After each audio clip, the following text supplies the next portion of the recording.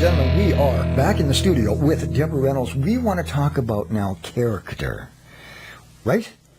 Absolutely. Okay, so explain character. What is the important factors of character in A, the person, B, the business?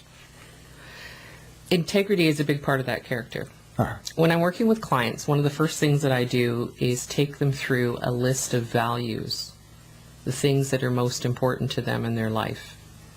And then we sit down and we talk about the type of business that they're creating, if it's already created or they want to create. Okay. And then we're defining what skills are going to be required for the individual to make that business run and work well. Now, most business requires that you interact with other people.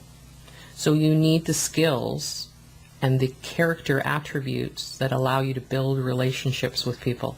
If you don't have those in place and you're conscious and you're aware of what those attributes are, it's going to be very difficult to build relationships. Sure. Sometimes people are unintentionally destroying the relationship. They're not adding value to the relationship. So we look at those attributes that are important for business, which is the abundance mentality. You've got to have the abundance mentality. You have to understand that abundance comes in all forms, not just the money aspect. But if you're building a business, you want to make sure that you're understanding what money is and how to build the richness of the business, not in terms of money, but in terms of the character, the mindset, the people, the relationships, so that people feel nurtured and well cared for. Okay, there's a value that we're adding there. The integrity, honesty, truthfulness in a business. That's a big thing. It is a big thing, and I think a lot of people forget about that in business. We forget about being truthful and honest with our clients, because in business they're buying. We're selling something, they're buying something. The clients are buying something. So they want to know that what they're buying is going to work for them, whether it's a product or a service. And they want to know that they're going to be well cared for, that the service attribute is going to be there as well. That somebody actually cares about them and their needs first and really wants to take the time, like, can you understand what my needs are? Are you going to listen to me? And are you going to meet those needs? So if we don't have the attributes and the characteristics from a personality standpoint to build those relationships and to add value, it's only going to hurt us in business, and ultimately it'll hurt our clients too. What goes around comes around. You've really got to back up and work on your personal attributes before you even think of opening the door and hanging your shingle out, right?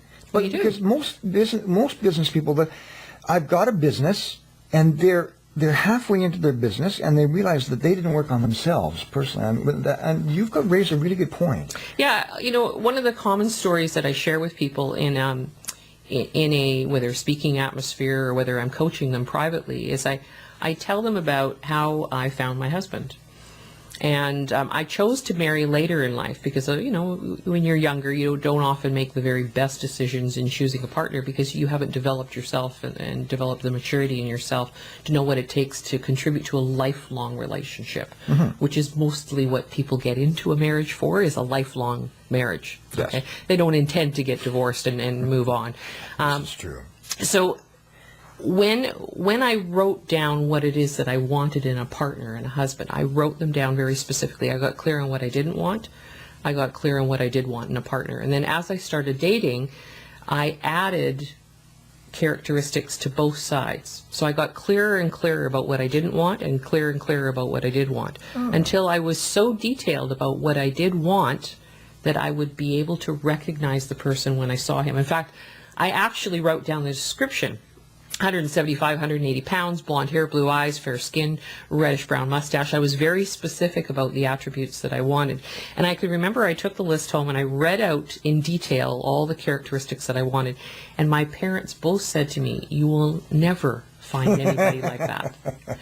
And on the drive home, it made me realize something, that in that moment, I had to get clear on who I am as an individual. What came to mind was an important question, is who do I need to become to attract that person into my life? So then I realized I had to go to work on me to make sure that I had the characteristics within me that would naturally attract that person that I was looking for.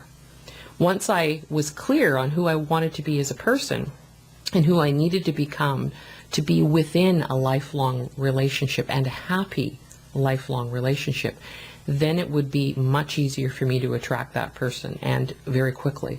And I ended up finding him very quickly after that. And we've been together now, actually next month, 20 years, married Wow. 20 years. So you can take this profile, this philosophy, and apply it to your business, to a business model. Absolutely. Right? That is fascinating. Yeah. So, if somebody wants to be, for example, a speaker, then they need certain characteristics around the marketing aspect. They need to have the ability to be engaging in front of an audience. They have to have a message to deliver. So they've got to get clear on their stories in their life and how they weave that all in.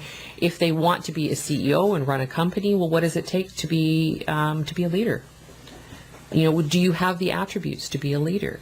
And, for example, if you don't have the ability to persuade and influence people to do anything, Yeah. you are not a leader. Yes.